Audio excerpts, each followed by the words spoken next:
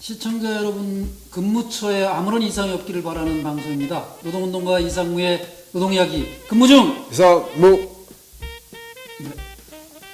세 번째 출연해 주시는 분이 계십니다. 예.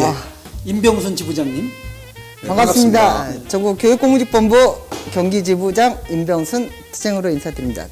투쟁. 네. 반갑습니다. 지난번까지 두 번을 출연해 주셨고, 오늘은 이제 또 다른 이슈예요.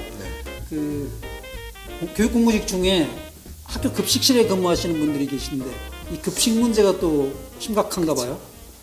그 학교에는 그 2000년 이후부터 그 네. 이제 급식실이 들어오게 됐어요. 네. 그래서 이제 뭐 급식실에 들어오면 이제 학생들에 대한 뭐 급식이라든지 아니면 이제 영양이라든지 이런 게 도입이 됐고, 네. 2000년 이후에는 해썹이라고 시작을 해서 그 네. 영양이라든지 위생이라든지 이런 모든 거를 총괄하는 해썹 적용을 이제 네. 학교에서 시작을 하게 된 거예요. 그래서 네.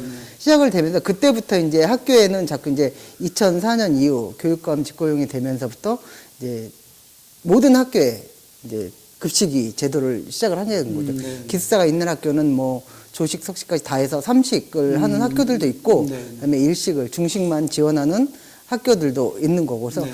그 급식실 얘기를 들어보다 보면 시작부터가 되게 이게 학교는 먹거리잖아요. 이 네, 먹거리를 다루다 보니까 위생이라든지 아니면은 교육이라든지 이런 게 좀 다른 곳보다는 좀 많이 해야 되는 곳이었어요. 네, 그러니까 네. 들어가는 입구부터 옷을 갈아입는 위생부부터 모든 것들이 이 위생하고 아이들의 이제 직접 건강권하고 직결이 되기 때문에 네.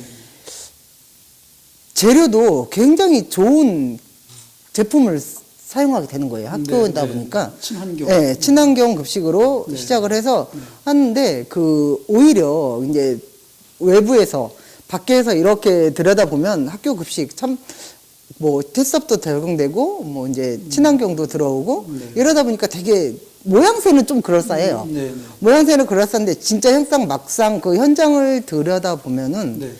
굉장히 열악한 점이 되게 많아요. 네. 일단은 그 우리가 의복을 갖춰야 되는 위생복이 있고 그다음에 시설이라든지 이런 것들이 다 수작업으로 이루어지던 시절이 있었던 거죠. 지금은 물론 2020년 지금에 와서는 뭐 자동화된 게 되게 많죠. 자동화된 게 많기는 한데 현장에서 보면은 뭐든지 진짜 하다못해 진짜 하루 종일 매일 우리가 얘기를 들어서 뭐 양파 5개가 이렇게 있다. 그러면 양파 5개를 매일같이 손으로 썬다라고 생각하면은 10년, 20년 근무하면 과연 그 어깨가 손목이 어떻게 달라질까 이런 것들이 있어요. 그래서 기계화가 좀 도입이 되면서 모든 게 그런 이제 기계를 많이 사용을 하게 됐는데 그래도 아직까지는 모든 거를 수작업으로 하기를 원하시는 관리자분들이 계세요. 그 기계 도입 비용조차 아끼려고 하는 거예요? 그런 게 아니고 이제 모양이라고 해야 되나? 이런 것들을 좀 중요시하는 모양이. 거죠. 네. 그러니까 예쁘게 이렇게 뭐 1000명이 넘는 인원을 막 하면서도 모양은 예쁘게 나와야 되는 거예요. 맛도 있어야 되고 모양도 예쁘게 나와야 되고 이런 것들이 있는 거죠. 기계 도입해서 할 수 있는 건 좀 최대한 기계 활용하고 사람들이 좀 편하자고 사는 건데 무슨 원시 시대, 석기 시대도 돌아가자는 것도 아니고. 지부장님 이제 그 얘기하는 중에 사실은 경기교육 그러면은 가장 그 꼽을 수 있는 것이 사실은 무상급식일 수 있어요. 네, 그렇죠. 무상급식. 그 무상급식의 그 표면과 외형이 아주 훌륭하고 다 좋은데 실제 그 무상급식이 이루어질 수 있도록 하는 현장의 노동자들의 노동 조건이 네. 열악하다라는 그 말씀을 지금 네. 짧게 네. 지금 하신 거잖아요. 네. 거기에 식재료나 여러 가지가 상당히 좋은 것들이 들어오고 다 하고 있음에도 불구하고 또 아이들의 건강권을 위해서 그 상당히 좋은 제도이고 한데 실제 그것을 만들어내는 그 일하는 노동자들의 네. 노동 조건이 상당히 열악합니다라는 네. 그 말씀을 지금 짧게 하신 것 같습니다. 그래서 좀 그 급식실에 계신 분들의 여러 뭐 실태 근로 조건. 근로 조건 뭐 이런 것들에 대해서 더 말씀하실 게 있으시면은 그 저희가 그 물론 친환경 급식이라서 급식을 만드는 것도 물론 중요해요. 하지만 만드는 것 그 외에 그 나머지 그 청소도 해야 되고 교육도 받아야 되고 요즘에는 작년부터는 그 산업안전 보건 교육이라 그래서 그 교육도 도입이 된 거예요. 그래서 학교 현장에는 항상 보면은 너무나 많은 산재들이 일어나고 있으니까 산업안전 교육도 이게 급식실 노동자들이 들어가는 이제 법으로도 이게 이제 제한이 된 거죠. 근데 열악한 환경이라기보다는 보면은 보통 그래요. 저희가 요리를 만들어내는 공간이기 때문에 거기에 대한 위생도 좀 철저하긴 해야 돼요. 그래서 1년에 2번 정도 위생 점검을 합니다. 경기도 교육청에서. 경기도 전체에 그 학교 급식을 하는 공립학교에는 위생 점검이라는 거를 1년에 2번 하고 그다음에 학교 안에 그 소위원회라고 있어가지고 그 소위원회들도 수시로 학교 점검을 위생 점검을 해요. 그러면 이제 저희가 요리를 하는 것만이 중요한 게 아니고 학교에는 되게 시설들이 되게 큰 물건들이 되게 많아요. 뭐 닥터 시설이라든지 아니면 우리가 생각하는 가마솥 같은 것도 어마무지한 진짜 사람이 성인 한 5-6명이 들어가 앉아있을 정도로의 가마솥 솥 같은 게 굉장히 크죠. 그런 것들도 위생에 대해서는 되게 다 저희가 몸으로 노동자들이 다 해야 되는 상황인 거예요. 그러다 보면은 뭐 그만한 큰 솥에 물도 팔팔 끓이다 보면은 또 튀김도 해야 되고 이런 상황에 위험 요소들이 주변에 너무나도 많은 거예요. 근데 그런 위험 요소를 사람이 다 하다 보니까 실수라는 게 단 진짜 0.1%, 0.1%라도 발생을 하면은 그게 곧바로 다 산재로 이루어지는 거예요. 산재로 이어지는데 예전 같으면은 지금은 요즘엔 산재시설도 되게 잘 돼 있기는 하나 예전에는 그렇지도 못했죠. 그래서 그런 분이 하나 산재라든지 입원을 해서 다쳐서 아니면 병가로 인해서 출근을 못하게 될 경우에 그러면 대체 인력이라는 제도를 도입을 해야 되는데 대체 인력은 아직도 급식실에는 대체 인력이 정말 경기도교육청이 계속 주문하고 저희가 얘기를 하는데도 아직도 지금 안 되고 있고 내가 정말 쉬고 싶으면 내가 정말 아파서 아니면 다쳐서 쉬어야 되면은 나에 대한 자리의 대체를 내가 구해놓고 가야 되는 실상이고 그마저도 못한다라면은 사람이 1인이 빠진 상태로 저희가 아까 학생 수의 식수에 비해서 배치 기준이라는 게 있는 거잖아요. 그러면 한 사람이 공석이 되면은 나머지 그 계신 분들의 노동이 더 이 한 사람 분량까지 해야 되는 몫이 저한테 떨어지는 거죠. 그런 것들은 학교에서는 그냥 급식만 제대로 나오면 되는 거예요. 제 시간에 맞춰서. 이런 노동 강도 같은 거는 제가 보기에는 안중에도 없는 것 같아요.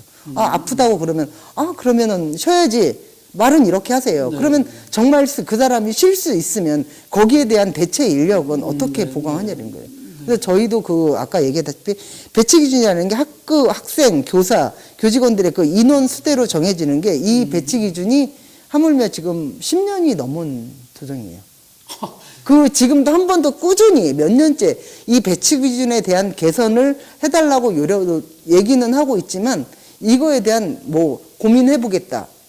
이게 다예요. 그 기준이 교육청마다 다른 거예요? 교육부에서 내려오는 거예요? 아니에요. 교육청마다 다르고 이게 대부분 보통은 병원이나 아니면 요양원 같은 데는 1인 기준은 45명에서 60명 정도 되더라고요. 그러니까 1인이 해야 되는 몫이 40명에서 그 정도 돼요. 40명, 50명 사이에. 혼자서 네, 그렇죠. 할 수 있는. 근데 학교 급식실에는 1인당 150명 기준인 거예요.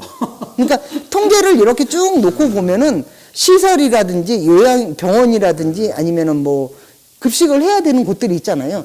그런 곳들에서 저희가 오히려 최악인 거예요. 배치 기준으로 따지면. 150명 네. 혼자서. 150명의 1인 기준이에요. 그럼 1,500명이 있으면 10명이 들어가는 거예요. 야, 그 정말 대단하네. 거기에 급식실에 근무하시는 분들도 직종이 또 아니에요. 직종은 이제 영양교사가 있고, 그다음에 이제 조리사가 있어요. 이제 집단 급식에는 조리사랑 영양사를 의무적으로 두게 돼 있는 거잖아요. 그다음에 이제 이 실무사님들, 조리 실무사님들이 같이 있어 조리사가 이 조리 실무사의 배치 기준에 포함이에요. 그러니까 다른 지역에 보면 조리사가 배치 기준에서 빠져 있는 경우들이 있어요. 그러면 그런 지역 같은 경우에는 만약에 150명이 아닌 더 많은. 그러니까 10명이 나눠야 되는 인원을 9명이 나누는 거죠. 다른 지역은 그런 것도 있어요. 근데 현재 경기도는 조리사 포함해서 배치 기준이 되어 있어요. 근데 네. 그럼 150명밖에 안 되면 조리사 한 명이 다 하는 거네 그러면? 아니죠. 실무사님들이 조리를 식상해요. 그러면 그러니까 실무사님들을 관리하는 분이 조리사예요. 일은 같이 하죠. T5에 조리사도 포함되어 네네네네. 있으면 150명의 1인이라고 그러면 그렇죠. 그 1인이 조리사 혼자 있으면 되는 거 아니에요? 나머지 실무사는 없어도 되는 거 아니에요? 숫자로 기준상. 하여간 뭐 네. 사실은 그 학교에서 우리 아이들한테 건강한 음식을 먹이는 것, 그리고 아이들의 건강에 성장시키는 것, 이런 것들을 지원하고 있는 그 노동자들, 그들의 건강권도 보호가 돼야 되는 거죠. 그렇죠. 네. 왜냐하면 그분들은 사실은 여기 나와서 생업에 종사하지만 또 집에 돌아가면은 가장일 수 있는 분들이잖아요. 네, 네. 그분이 아파서 누워버리면은 사실은 네. 그 집 자녀들이 건강할 수가 없는 네. 이런 것이기 때문에 현장에서 일하고 있는 사람들이 가장 건강한 조건을 만들어 줬을 때 실제 아이들한테 건강한 먹거리를 만들어 줄 수 있다. 그러기 위해서는 적정하게 더 인력이 더 투입돼야 되는 부분과 네. 또 하나는 낙후된 시설 다 이 큰 걸 들어옮기고 이렇게 사람으로 들어옮기게 하는 건 한계가 있기 때문에 네. 그런 건 바꿔주고 해야 되는 네. 이런 것들이 돼야 되는데 사실은 학교 현장이 교육이 사실은 학교 현장이 가장 그 뭐 중심이라고 이렇게 그렇죠. 내세우니까 이런 그 조리종사에 있는 분들에 대한 그런 수고에 대해서 상당히 그 후순위로 보고 이러고 있는 것 아닌가. 네. 그리고 또 한 가지 얘기 말씀드리면 우리가 급식 학교에 근무하는 선생님들이기 때문에 학생들이 방학이 있어요. 네. 네. 그래서 이 비정규직 안에는 상시 근무가 있고 방중 비근무가 있어요. 그러니까 급식실에 근무하시는 그 조리 종사자분들은 방중 비근무인 거예요. 그래서 급여도 안 나오고. 그렇죠. 방학 때는 이제 출근이 없는 거예요. 네, 네. 그러니까 1년 학사 일정에 쭉 보면은 보통 초등 학사 일정에는 190일이라는 그 수업 일수가 있어요. 네, 네, 네. 그다음에 뭐 중등은 185일, 뭐 고등은 네, 180 이런 기준이 있는데 네. 190일을 근무를 그러니까 수업 일수만 근무를 하고 나머지는 방학 때는 집에서 쉬는 거예요. 네. 근데 쉬면은 또 임금이 없어요. 네. 임금이 없고 이렇게 되는데 또 어떻게 보면 같이 근무하는 영양사는 상시 근무예요. 그러니까 네. 급식실에 영양사가 있고 조리사가 있고 조리실무사가 있는데 네, 네. 조리사와 조리실무사는 방중 비근무예요. 예.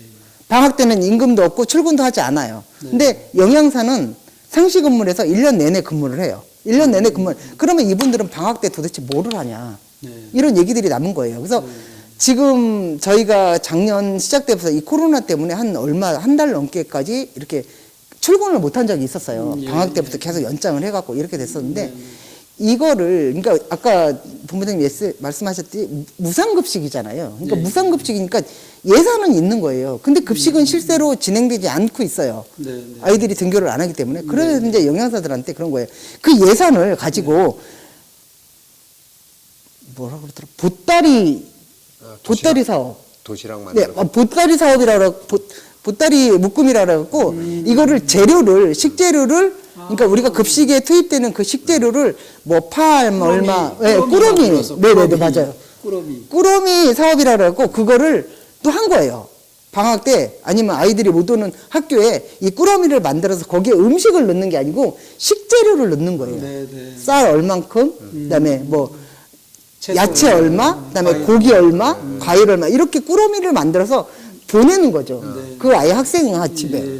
그러니까 이분들이 보통은 이 방학 때 영양사님들이 근무를 하는 거는 1년에 계획이라든지 뭐 급식 계획이라든지 이런 계획이나 말 그대로 행정 업무예요. 네. 이런 업무를 해야 되는 분들인데 이거에 꾸러미 사업이 도입이 돼 갖고 이것 때문에 또 갔다가 빠꾸 오고 막 이런 상황들이 엄청나게 벌어지는 거예요. 그러니까 1년 내내 급식실이 그 인력에 대한 정말 이렇게 편한 날이 없다라고 해야 되나 이런 게 좀 있어요. 예. 지금 말씀드리니까 저는 이제 대학에 시간 강사를 참 비정규직으로 오래 한 사람인데 평생 그렇게 한 사람인데 시간 강사 노조를 만들어 가지고 첫 번째 요구했던 게요. 저희들 한 달에 시급으로만 받으니까 시간 강사 시급만 받고 대학은 또 방학이 오라지게 네, 길잖아요. 네, 맞아요. 한 3개월씩 막 이렇게. 네, 막 네. 그 길으니까 그때는 못 받는 거예요. 그래서 이거를 시급으로 올려달라는 것도 아니고 우리가 연간 다 받는 거 합쳐서 200만 원 되면 이걸 12달로 나누지 8달로 나누지 말고 12달로 나눠서 주세요. 방학 때 우리는 거지가 됩니다. 이거를 요구했던 기억이 납니다.